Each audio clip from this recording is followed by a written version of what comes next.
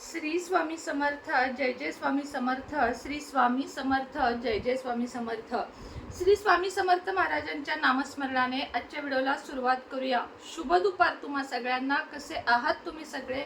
आशा व्यक्त करते स्वस्त असाल, मस्त असाल, स्वामींच्या सेवेमध्ये रममाण असाल।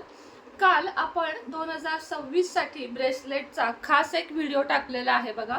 तुमच्या राशीप्रमाणे किंवा तुमच्या प्रॉब्लेमनुसार तुम्हाला जे कोणते ब्रेसलेट हवे असतील ते काल, आज आणि आता उद्याचा दिवस वाढवलेला आहे, ऑफरमध्ये आहे। तर तुम्ही नक्कीच ते बघा कालचा व्हिडिओ आणि त्यानुसार तुम्हाला जे हवेत ते, किंवा 2026 संपूर्ण वर्ष भरभराटीचे आणि चांगले जावे म्हणून तुमच्या राशीनुसारचे ब्रेसलेट। आता समजा माझी सिंह आहे, अखिलेशची वेगळी आहे, तर त्यात प्रत्येकाच्या राशीनुसार जर तुम्ही वापरले तर अजून जास्त त्याचा फायदा होतो। त्यामुळे राशीनुसार ज्यांना ब्रेसलेट हवे आहे 2026 चे आता सुरू झालेले आहेत, तर त्यांनी लवकरात लवकर खाली दिलेल्या नंबरवर संपर्क साधावा। चला आजच्या व्हिडिओला सुरुवात करते। आजचा विषय सगळ्यांच्याच आवडीचा, म्हणजे आपलं जे वॉलेट आपण म्हणतो किंवा ज्याला पर्स म्हणतो, पॉकेट म्हणतो, जेंट्सचा असेल किंवा लेडीजचा असेल, एक जिव्हाळ्याचा विषय आहे। आणि मी स्वतः अशी आहे की मला अशी खूप 30-40 पर्स किंवा 10-20 पर्स नाही आहेत, 1-2च पर्स आहेत माझ्याकडे, पण त्या सुद्धा खूप आवडीच्या आहेत। म्हणजे माझ्या आवडीचा विषय आहे माझी पर्स। पहिल्यांदा मी लक्ष देत नव्हते, माझ्या पर्समध्ये काहीही असायचं, म्हणजे अगदी दवाखान्याच्या गोळ्या, चिठ्ठ्या, असं काहीही असायचं। आता मात्र नाही। आता माझी पर्स लहान आहे म्हणून या नोटा तुम्हाला किमान अशा दिसतील, नाहीतर पूर्ण अशा उघडलेल्या वगैरे असतात, इतक्या व्यवस्थित असतात। आणि त्यानंतर मी एक फिरोजाचा हे ठेवलेला आहे बघा, फिरोजाचं लॉकेट एक ठेवलेलं आहे, म्हणजे फिरोजा रत्न एक ठेवलेला आहे। त्यानंतर एक ATM कार्ड एकच, म्हणजे आपल्याला जे लागतं ते।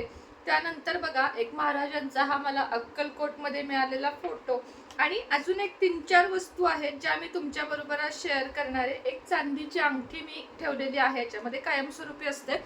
तर आता मी तुमच्या बरोबर शेअर करणार आहे की या मार्गशीर्ष महिन्यात किंवा जेव्हा कधी तुम्ही व्हिडिओ बघाल तेव्हा येणाऱ्या शुक्रवारी आपल्या पर्समध्ये तुम्हाला या 3-4 वस्तूतली एक वस्तू, किंवा शक्य असेल तर या सगळ्या वस्तू तुम्हाला ठेवायच्या आहेत।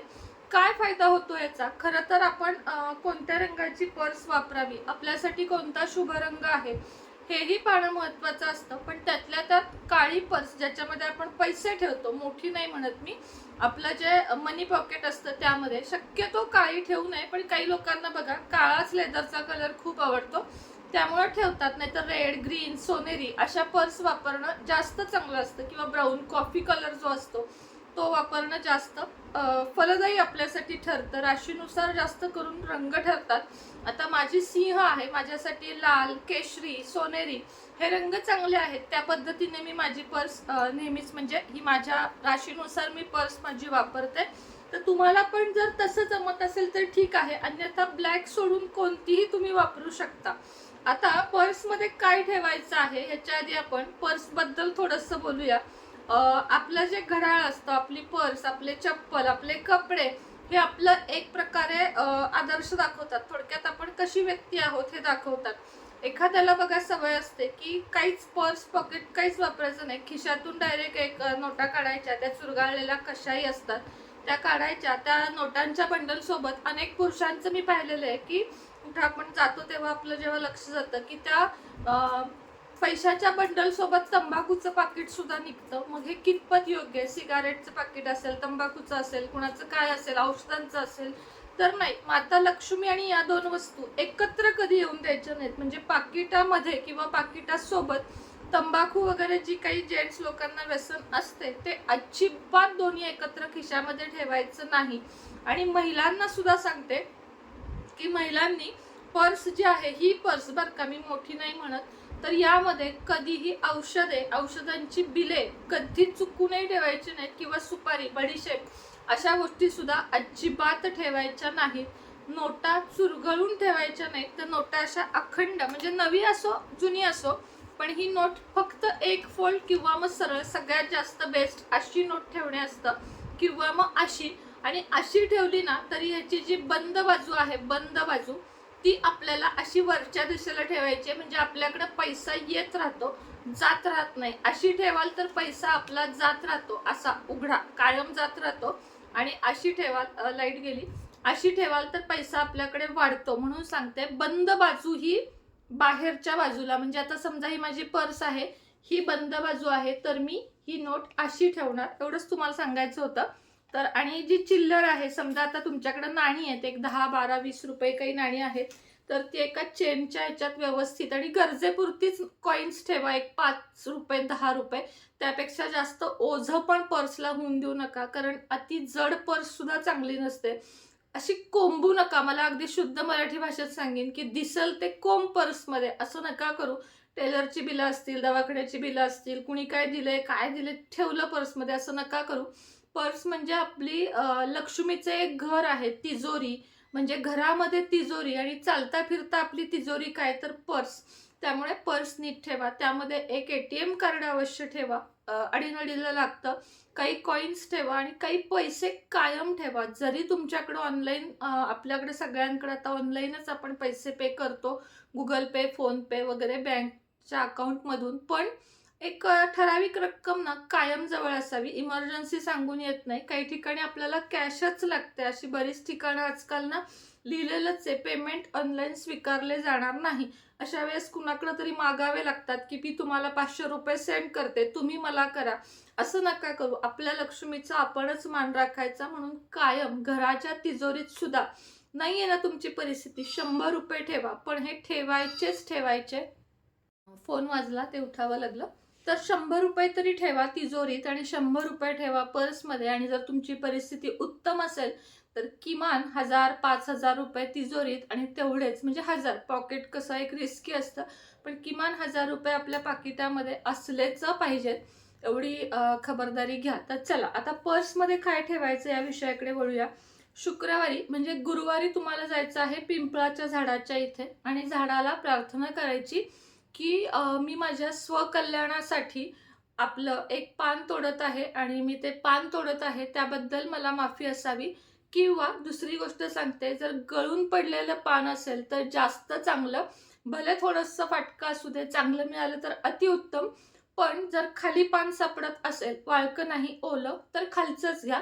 आणि नसेल, खूपच फाटकं वगैरे पान असेल तर एक झाडाचा आधी माफी मागा, आणि त्यानंतर झाडाचं एक पान तोडा. कारण कसं आहे, आता समजा माझा हा व्हिडिओ 1000 जणांनी बघितला तर 1000 जण पानं तोडतील, त्यामुळं ते पण मला चुकीचं वाटतं सांगणं.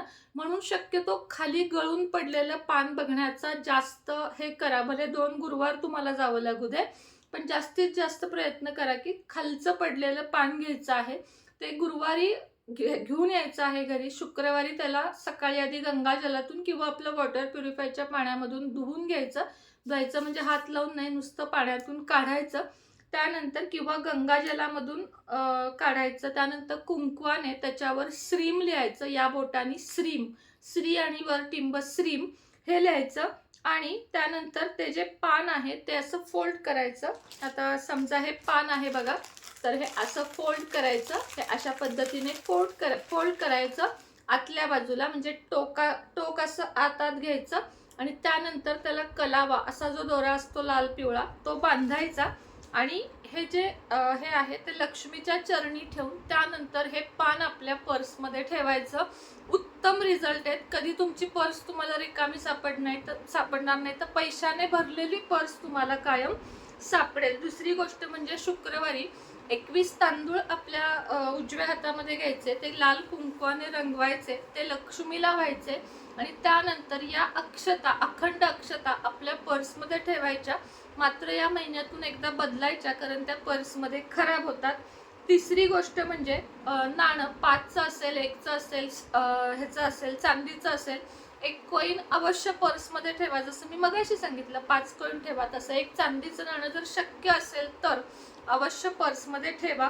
पुढची गोष्ट, गोमती चक्र, 5 गोमती पिवळी चक्र किंवा एकच गोमती चक्र पर्समध्ये शुक्रवारी विधिवत पूजा, म्हणजे थोडंसं पाण्याखाली धुवा, त्यानंतर पुसा, हळदी कुंकू धूप दीप दाखवून लक्ष्मीच्या चरणांपाशी ठेवा. आणि त्यानंतर तुमच्या ते पर्समध्ये ठेवू शकता. आणि शेवटची गोष्ट, 2 हिरवे वेलदोडे, इलायची ज्याला तुम्ही म्हणता, त्या 2 हिरव्या इलायची लक्ष्मीच्या चरणांशी व्हायच्या आणि माता लक्ष्मीला प्रार्थना करायची की तू माझ्याकडे कायमस्वरूपी वास कर, चुकलं काही असेल माझ्याकडून तर मला माफ कर आणि माझ्याकडे कायमस्वरूपी तू वास कर, अशी प्रार्थना माता लक्ष्मीला करायची. आणि त्या 2 हिरव्या इलायची ज्याला आपण म्हणतो त्या पर्समध्ये आपल्याला ठेवायच्या आहेत. तर या 4-5 वस्तू ज्या मी तुम्हाला सांगितल्या त्या पर्समध्ये अवश्य ठेवून बघा. तर आजच्या व्हिडिओमध्ये इतकीच माहिती होती. जाता जाता अजून एक सांगेन की कुंचनची भरपूर बुकिंग चालू आहेत. अजूनही ज्यांना मार्गशीर्षमध्येच बुकिंग करायचं आहे अजूनही वेळ आहे. पण 2026 येणाऱ्या वर्षापासून आपल्याला सगळ्यांना कुंचनची सेवा करायची आहे. दर शुक्रवारी तुम्हाला कुंचन सेवेचा व्हिडिओ पण आपल्या चॅनेलवर 2026 पासून दिसणार आहे. भले तो शॉर्ट व्हिडिओ टाकेन पण तुम्हाला दिसणार आहे. त्यामुळे तुम्ही पण माझ्याबरोबर जर तुम्हाला पूजा करायची असेल, लाईव्ह पूजा आपण घेणार आहोत, लक्षात घ्या, लाईव्ह पूजा आपण घेणार आहोत. कुंचनची लाईव्ह पूजा म्हणजे तुम्ही पण बसायचं, मी पण पूजेला बसणार. तर त्यासाठी अजूनही 15 दिवस बाकी आहेत. तर सगळ्यांनी कुंचन मागवून ठेवा म्हणजे आपण लाईव्ह पूजा कुंचनची नक्की घेऊ शकू. तर कुंचनसाठी सुद्धा खाली जो नंबर दिला आहे त्याच्यावर मेसेज करा. 15 दिवसात अजूनही वेळ आहे. तुमच्यापर्यंत कुंचन पोचेल आणि तुमच्यापर्यंत विधिवत पूजा करून ते पोचल्यावर लाईव्ह मध्ये आपण कशी पूजा करायची हे नक्की बघूया. तर चला, आजच्या व्हिडिओमध्ये इतकीच माहिती होती. पुन्हा भेटूया नवीन व्हिडिओ सोबत, नवीन विषयासोबत. तोपर्यंत तुम्हा सगळ्यांना श्री स्वामी समर्थ.